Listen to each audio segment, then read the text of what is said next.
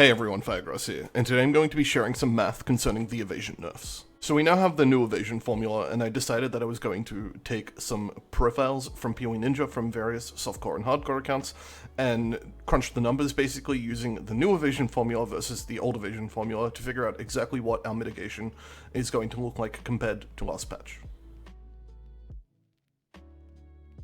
Unlike previous videos, I'm not going to go around editorializing any of this. I'm only making this video for the sake of sharing the numbers and the math. I'm going to be providing a copy of this spreadsheet in the description below so that you can, crunch your own numbers if you would like. I just wanted to get this information out there so that people can make up their own mind.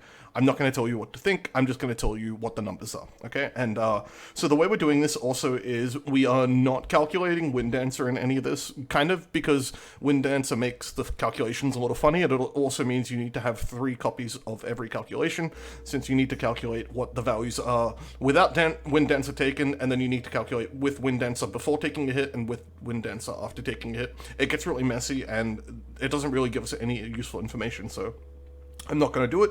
I've prepared 3 profiles down here, a low end, a mid-range, and a high end.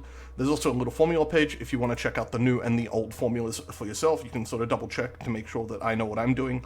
And also down here you can read the description of the profiles that I've picked. So basically the high end profile is a Raider with Acro Phase, Acro, Avatar of the Veil, Tier 1 evasion bases, some evasion rolls and gear, most evasion nodes on the Ranger side of the tree, and blind. And then, I guess I should have mentioned it, also the freedom of movement dodge, that puts it up to 60%. The mid-range is a non-raider with Acro Phase, Acro, high tier evasion bases, few evasion rolls on gear, some evasion nodes on the tree and blind. And then the low end is like the lowest level of investment, where you're running hybrid or low tier evasion bases. So like if you were running certain poison builds, you may be running items such as Dendrobait. It's not a full evasion item, you're getting a lower amount of evasion. You're not going to have any evasion rolls on gear, either because you're focusing on other affixes or because you're using a lot of uniques. You don't have many evasion nodes on the tree. You're mostly just getting dodge and blind, okay? So, and we'll go through the numbers. So in 315, you would have had 40% dodge, 50% chance to miss via blind. Monsters would not have had any, less accuracy modifiers on them since you're not a radar. Monster base accuracy is 518. Player evasion is 3,600. Now, where did I get this number from? I had just checked a bunch of softcore PoE Ninja profiles, and then I checked the profiles for my own bow-based league starters, and then sort of averaged them out, and you get 3,600 without Wind Dancer. Then that goes up to 8,500 with a Jade Flask of Reflexes. You can see we've provided 2 copies of each calculation, one with flasks and one without, and then you get 20% evasion chance and 39% evasion chance, depending on whether you have flasks turned on or not. And we're also going to do all these calculations with the assumption that the player has 4,000 life. Feel free to change this when you copy the spreadsheet and do it for yourself, but this basically gives you 76% total mitigation or 82% mitigation with flasks, and that's giving you either 17k EHP versus 22k EHP roughly. Now, comparing, in 316, you're losing all your dodge, you're losing your blind effect. Monsters are going to have 20% less accuracy due to the new blind. Now, you may not run the new blind, I'm going to assume you are. I'm going to be a little generous there. We're also buffing the amount of evasion you're going to have by 10%, assuming that all the new base types you have the extra 10% evasion. Realistically, you're probably going to have more evasion than this. They have said they are buffing some of the evasion passives on the tree, stuff like that. So I don't know by how much, right? But I'm just going to give you the numbers based off of what we've been told. That gives us a 37% evasion chance and 60% evasion chance with flasks. And then you can just see the sort of EHP calculations down here in the mitigation that we've lost. We, are running about half the mitigation previously with flasks turned off, and with flasks turned on, we're going from 80 to 60. And your EHP is going from 17k EHP to about 6k EHP, or 22k EHP with flasks to about 10k EHP. So these are massive losses of EHP. Your characters in 3.16 are significantly weaker. You have literally less than half the amount of EHP. You can take less than half the amount of incoming damage. It's not looking good based on the numbers that we have, but that's not me editorializing it, because the thing is, they are likely adding extra things that I can't account for, and there's also a good chance that they update these numbers between now and then, so just to be clear, I'm saying based purely off of the numbers, it looks bad, but that is probably not going to reflect the final result. I'm also looking at the differences between the mitigation values, right? Whether you think this is deserved or not is a totally different story, and I'm, again, going to let you guys figure that out for yourself. Okay, and so we have a little comparison window here that I just sort of did up. I mean, this isn't properly formatted, it probably should be, but so this is going to tell you how much evasion you're going to have if you take the new buffed Grace in 3.16. So you go from 3,600 to about 8,000, and this is how much evasion you're going to need to have in 3.16 in order to reach the same levels of mitigation as what you had before, and to basically have the same effective EHP. So, and then there's also another little window here that tells you how much extra evasion you need if you're taking the new Grace. So basically, to make sense of this, if you previously had 3,600 evasion, in 3.16, in order to have the same level of tankiness, you're going to need to acquire 9,400 extra evasion and acquire the new buffed Grace at level 20 in order to put your evasion up to 20,140, which is going to give you the same amount of mitigation overall.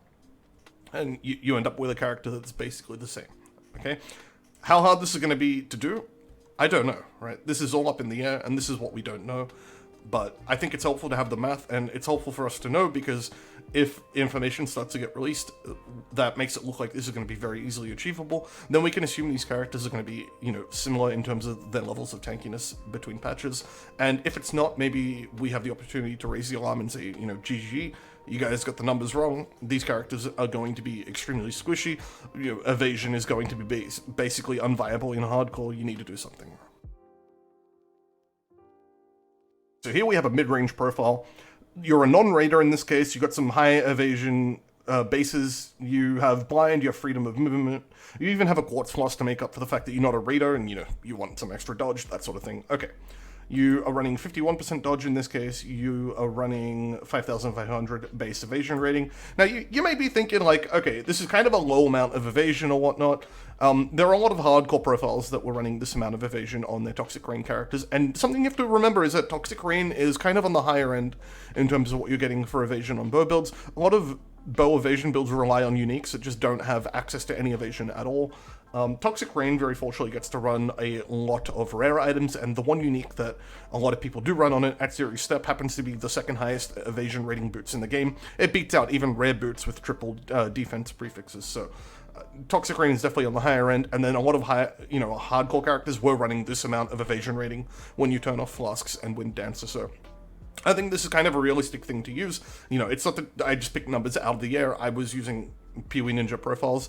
I even was... You can have a look at, for example, Darky's evasion on his Gauntlet characters if you want to get a better idea of what that sort of looks like in a situation where you can't just run BIS in every slot. And this is definitely a practical thing to do, because not every character has the luxury, especially SSF hardcore characters. You don't have the luxury of just, basically having an item editor where you have tier 1 evasion bases in every slot, you have triple defense prefixes, that sort of thing. So we're running this, and this is currently giving you about 82% or 83% total mitigation without Flasks, giving you 87% with Flasks, and then you have 23,000 EHP without Flasks, 32,000 with Flasks, and next patch, because of all the dodge you're losing, the blind you're losing, and then gaining a bit of extra evasion from base types, you're going to be running around 49% mitigation without Flasks, and that leaves you with about just under 8,000 EHP without Flasks,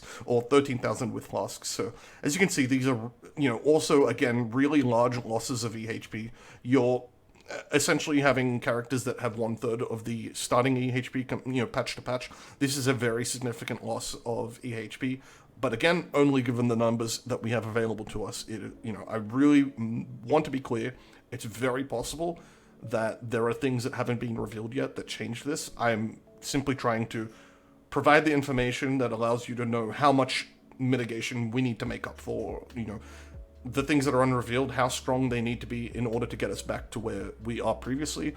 Maybe you think we shouldn't be at where we were previously. Again, this is all for you guys to decide for yourselves. Okay. In our comparison window here, we basically need to run level 20 of the new buffed Grace next patch, in addition to basically 16,000 additional base evasion on top of the 5,500 that we have in order to get an evasion amount that gives us the total amount of mitigation we had previously. And finally, we have our high-end POB. Now, this is a raider with Acro, Phaser, Acro, Avatar of the Veil, Tier 1 bases, evasion rolls on gear, evasion roll nodes on the tree, blind, freedom of movement, and you're basically running 60% dodge, 50% chance to evade from blind, or chance to miss, right? Enemies have a chance to miss. It's not the same as having base 50% evasion. Enemies have 20% less accuracy in this case. You have 9,500 evasion rating, and then you have 19,000 evasion rating with a Jade Flask of Reflexes. Now, a lot of people are probably wondering why I am not showing a character that has anything close to the evasion cap or anything like that. You know, I have seen a lot of people sharing the sentiment of, oh, well, evasion goes up to 95%. The thing is, if you're not making a Dream Feather character, then the evasion cap is kind of irrelevant to you.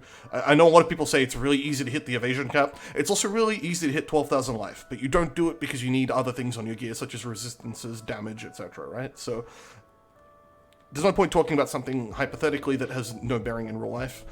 The 9,500 evasion rating value that I pulled out was what we were getting from the top hardcore raider characters on PoE Ninja. So you can go check this for yourself if you want. These are the guys that are running Toxic Rain Raiders. They actually care about evasion. They are getting as much evasion as they can get on their gear without sacrificing their damage, you know, too much. And they have 9,500 base evasion, okay? So if you think there's something wrong with that, take it up with them. I'm just, you know, pulling the numbers and working with them. So this is giving us about 90% total mitigation and closer to 93% total mitigation with flasks. You're running about 38,000 EHP or 54,000 EHP with flasks, but you drop all the way down to 12,500 EHP without flasks and 20,000 with flasks. So these are some of the largest losses. I do think it's kind of ironic that the tanky characters seem to lose the most and seem to suffer the most from these changes. The one thing I will say that is a bit of an opinion is that I do think these changes, if they go live as they are and, you know, like the things that aren't revealed aren't very important, I think they may kind of encourage some softcore evasion builds to be playing full glass cannon, but, you know, I won't speak too much to that. This video is just about the math. And then the comparison window that we have here says that if you currently have 9,500 evasion, then with the new Grace, you're going to still need to find an additional 23,000 base evasion in order to get to your old levels of mitigation. So for the hardcore characters that were running Tier 1 everything, evasion rolls and gear, etc., etc., you need to find a lot of evasion to get back to your old mitigation amounts. Now, if you're playing a Toxic Rain character in hardcore and you didn't feel that tanky or whatever, you have to consider that you're going to be losing about 2/3 of your EHP if things go live as they are. That's a really big deal. That's maybe something that you want to factor into your considerations when you're picking a league starter for next league or something, but that's up to you guys. You know, these are just the numbers. That's all I'm going to provide in this video. Now, one final thing I want to point out is that all of these calculations being done at only 4,000 life. You know, you shouldn't be playing a hardcore character with 4,000 life, especially as an evasion dodge character.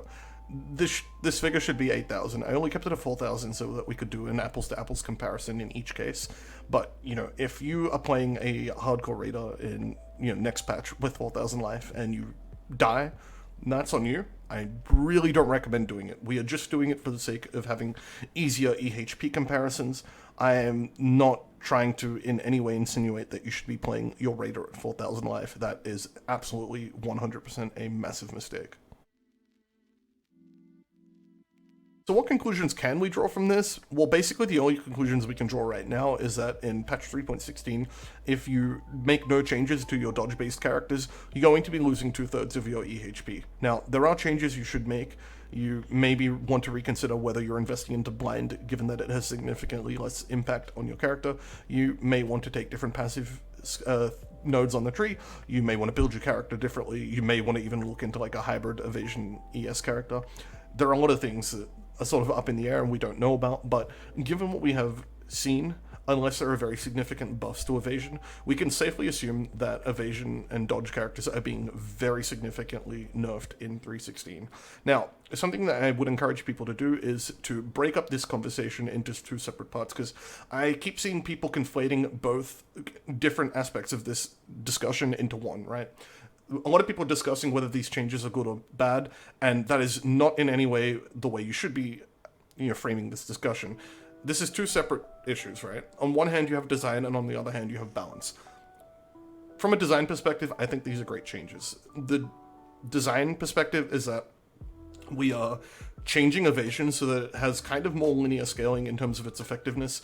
You're going to get like a decent amount of it if you invest a small amount, and then as you invest more, you're going to continue gaining a moderate amount of extra mitigation to your character. It's not something that, if you look at the 315 design, where you gain a large chunk of your mitigation from dodge, and then as a result, investing into small amounts of evasion meant practically nothing since you were already gaining a large amount of mitigation from dodge, and then you needed to stack evasion really, really high to get any kind of, appropriate amount of return on your investment. And this is basically meaning that you should get a better return on your investment. The evasion numbers are kind of more reasonable. It's just overall a nicer design. It makes more sense logically. It's easier to balance around. I think it's healthier for the game in the long term. But there is an entirely different discussion to be had about balance, and that is, now that we've established that these changes are very substantial nerfs, we should also be discussing, should evasion and dodge classes have been nerfed, right? And so I think the questions people need to be asking are, how did the dodge and evasion archetypes perform in hardcore and hardcore events versus melee characters? Like melee characters, and this is perhaps where I will editorialize the video a little bit. Melee characters are winning most of the hardcore events. They are dominating the hardcore ladders. We had a look at that yesterday, where most of the top characters were not dodge characters. And you compare this to the dodge and evasion characters, which were basically not winning any of these events and then having their survivability completely neutered. And that's the point of discussion that I think a lot of people should be sort of framing this around, is that, did they deserve it? Were these characters in need of a substantial nerf or not, right? But I don't think we need to be saying these changes are bad, period, because there's a lot of good in these changes. They are a lot easier to balance around. They make it a lot easier to design new uniques and balance, rare item tiering and stuff like that. There is a hell of a lot of good to come out of these changes, and I don't think that it is in any way useful to be framing these changes as either only good or only bad. Two entirely different issues.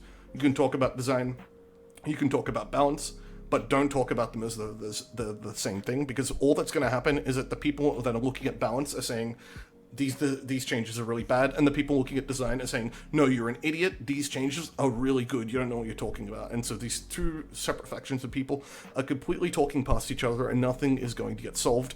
There's not going to be any meaningful feedback provided to GGG, because from GGG's perspective, they're just looking at a bunch of people, squabbling over something that they don't even understand, where people are saying things are good or bad for entirely different reasons that have nothing to do with the arguments the other person is making. And how can GGG determine who is right or who is wrong when that's the quality of discussion going on? So just a heads up, I don't think I'm going to be doing videos on part 1 or 3. Those topics aren't exactly my forte. I think the design direction of all 3 parts is really good. I think the game is heading in a very positive direction, but I'm only making videos on part 2 because this is my strength, and this is math I am very familiar with, and this is stuff that I felt that I could explain in a way that was useful to people. Parts 1 and 3, not so much. I will leave this to the experts at these aspects of the game, and they can make the videos that they want to make. If you like this video, give me a like, comment, and subscribe, and I'll see you guys in the next one.